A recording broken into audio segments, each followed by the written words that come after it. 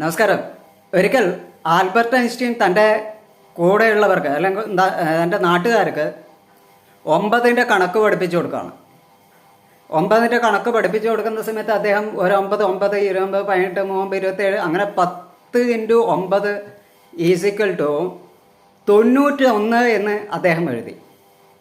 അപ്പോൾ ആൾക്കാരൊക്കെ പൊട്ടിച്ചിരിച്ചു. ആൽബർട്ട് ഐൻസ്റ്റീനെ കളിയാക്കിക്കൊണ്ട് സംസാരിക്കാൻ തുടങ്ങി. അപ്പോൾ അദ്ദേഹം പറഞ്ഞു, ഞാനിത് മനഃപൂർവ്വം തെറ്റിച്ചതാണ്.